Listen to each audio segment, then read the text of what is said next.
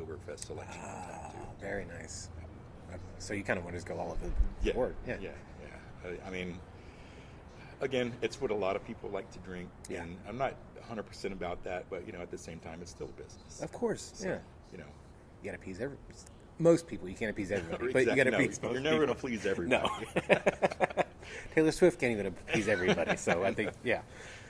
Now, who are some of the breweries that kind of helped you along the way when you were, coming through? Obviously, Howling Mutt, they helped you out quite a bit, and then once you kind of realized you're going to start taking over, was there some other breweries that either helped you out when it came to maybe you need to do this or maybe try this, or even other ones you reached out to?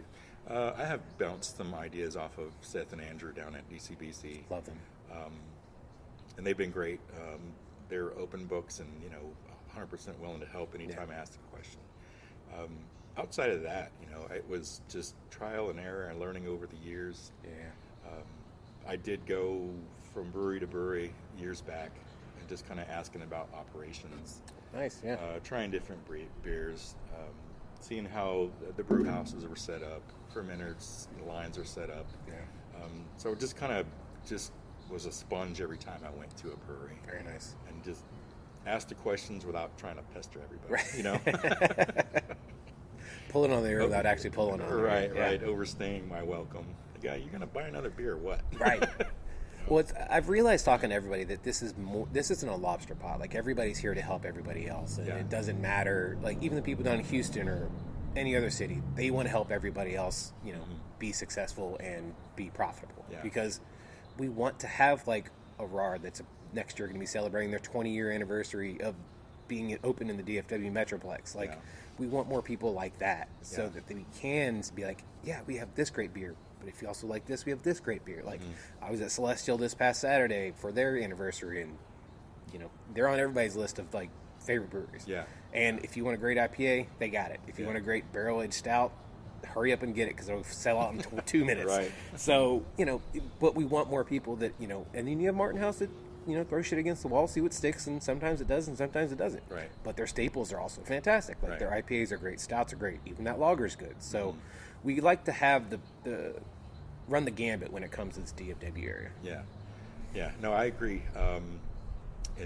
In talks with DCBC and Toasty Roses brewery coming up also. Union Bears down the street also, they're coming in. And we've kind of gotten together a few times. And we want to make Denton a destination for breweries. Right.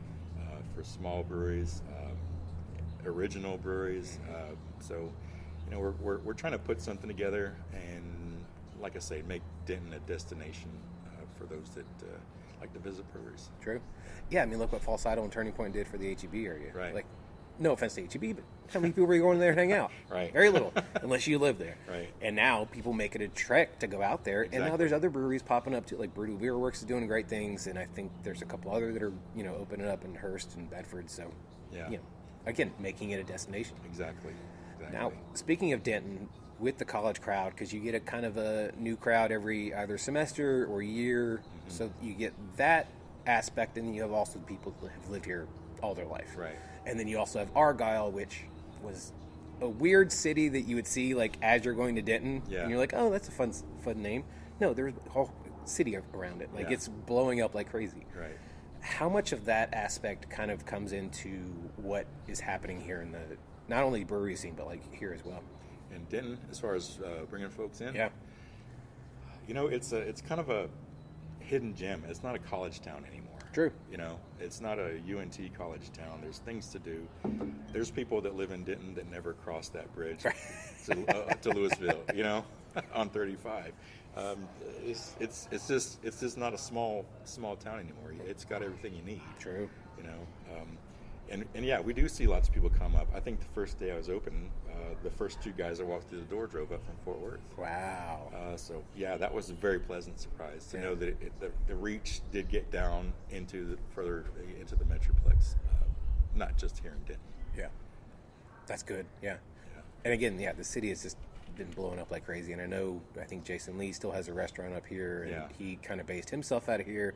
And I know that there's been so much stuff happening just in the last decade alone that has made the city even bigger. And like you said, take it out of the shadow of, there's UNT here, but there's Denton. It's Right. not just UNT. Right, and those that have been here before and it's been a while, and they come back, they're shocked, Yeah. surprised. They're like, whoa, what happened here? They might know the square, but they don't really know Right. everything outside of it. Right. Yeah, they know campus, they know the square, and that's pretty much it. Right. But then they get here, and they're like, wow, there's over 100,000 people here now. Yeah. So yeah, it's growing. I think it's grown at a good pace, and it's far enough away from the heart of the metroplex, but still close enough you can get down there if you want. True. I always say this is kind of the furthest north on the west side that you can go. Mm-hmm. Obviously, it's going to keep going, and Oklahoma at some point will be part of North Texas because we have it on the other side where Sherman somehow is also part of North Texas, and it's Right. like, how? You guys are so far north. Yeah. But this metroplex is not getting smaller, and we're obviously getting more breweries opening up, which is a good thing. So, Right. yeah. Right. Again, we get to showcase what's happening here in the DFW area, not just in Dallas, as people like to think. Yeah. Now, not trying to get you in any trouble, but what 5 favorite DFW breweries do you have? In no specific order, just 5. I know, which is hard because there's over 80 now. Oh gosh. I don't know. I like my guys down the street, ECBC, Yes. obviously. Yeah.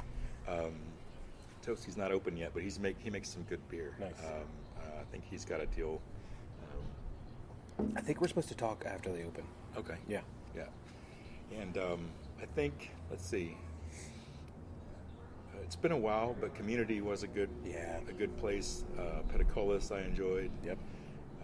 Yeah, and what he's done for the craft brew scene in general, on the legal side, has been amazing. Yeah. Those are the ones that kind of jump out at me. Of course, Martin House, Fort Worth. Yeah. I mean, that whole design district area, you can just hop around down there, and I wasn't disappointed in any one of them, to be honest with you. So they all had a little something different to try, Sure. and that was kind of the whole point of just getting down there and just kind of hitting them all in one day, really. Right, exactly. But yeah, it was a good time. Yeah. Now, as much as a brewery is about the beer, it's also about the community aspect of it. And it's about the gathering and people hanging out and the events. Now, we're in the back, which is a fantastic, I like your little back area here. You have a stage, you have a little, people can sit up there and hang out too? Yeah, that's probably going to be a little VIP area. Okay. Ooh, I like that. Yeah. Very nice. Very exclusive. Now, what can people look forward to when they do come here, and kind of events that you hope to have in the future? Yeah, we actually have markets that we have out front. Well, not us, but they're put on by the community and those in the community. That's awesome. Which is going to be on the 11th. There's a market out front. We're going to have live music on the stage here. We're going to have 3 acts playing that same day. And then the following weekend, we'll also have some more music. So we're going to keep the music playing out here. Very nice. And then we'll do events as well, just seasonal Of events, as we go. But yeah, we want to keep the music going on all types. We don't want to get pigeonholed into one type of music. We want to get some rock bands out here, Latin music, jazz, country artists, so, and because we like it all. Yeah. And I think a lot of people like it all. And Denton's a good melting pot for a lot of music too. Yeah, exactly. So that's the first part of it.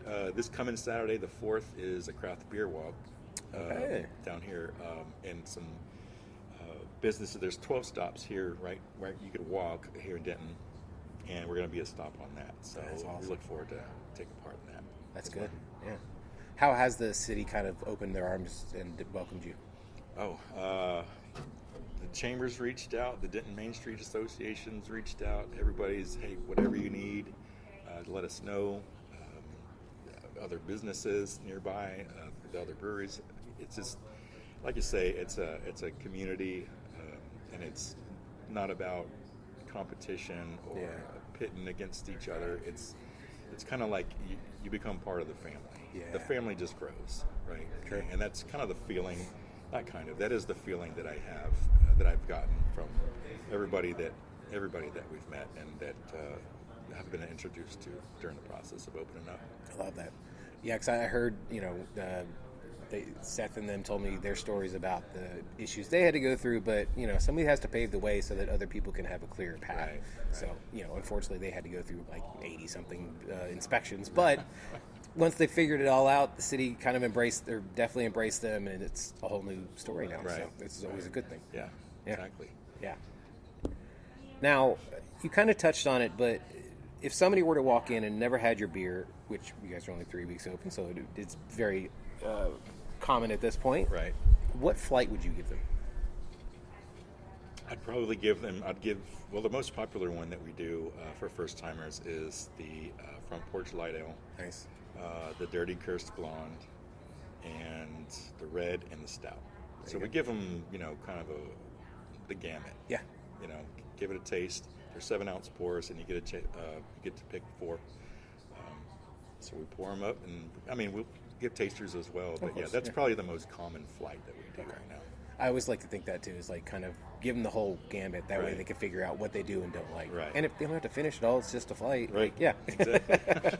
You're not getting a whole glass of something, so it's okay. Now, I have a segment on the show. I call it the 5 count. It's just 5 random questions. Just answer as quick as possible. Okay. What is your favorite pizza toppings? Pepperoni. Nice. Just classic. Yeah. If you were a pro wrestler or MMA fighter, what would your name be? Oh gosh, I've never thought of that. Something to do with flying, I guess. Okay. A high flyer, Yeah. a top rope guy. I think Black Fox would actually still be a good name. So Yeah, there you go. What music were you into as a kid compared to now? I used to steal my dad's records a ton. So that was heavily 60s, 70s rock, everything from the Beatles to Jimi Hendrix. That's where I kind of got my foundation of the music I like now. Of course, I'm a Gen Xer, so I'm a grunge alternative guy Nice. also. But they all have roots in the 60s. Oh, of and course. 70s rock Inspired by, music. yeah. Yeah, you're good.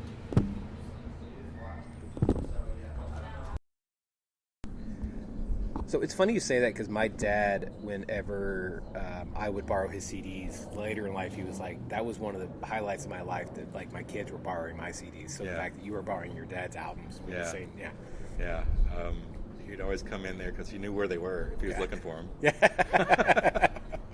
But yeah, as a elementary school age kid, I was in there listening to LP records and we're just rocking out. Yeah. Everything, like I said, from the Beatles to Jimi Hendrix to Zeppelin to Janis Joplin, everything. Yeah. And I don't know, I just fell in love with music. Yeah, I mean, with that music, the best ones will always shine through no matter what Right. year. Like, you talked about grunge, like, obviously it's going to be Pearl Jam, Soundgarden, Nirvana, like, and then you kind of fast forward to maybe punkish, like Green Day, or go to pop punk, like Blink-182. Like, those things will shine through no matter what. Right. But, like, people, I even asked my dad at one point, I was like, so was it just, like, nothing but, like, awesome music? And he's like, no, there's a lot of shitty music, I believe me, but that's, again, the good stuff will shine through to, generations past them. Yeah, it's funny to hear my granddaughter, she's 12, singing Better Man. Right. She knows the words, So You're like, how? I was like, wow, that's pretty cool. Yeah. Eddie Vedder would be happy. Yeah. Who or what inspires you? Oh gosh, my family. That's awesome. The family.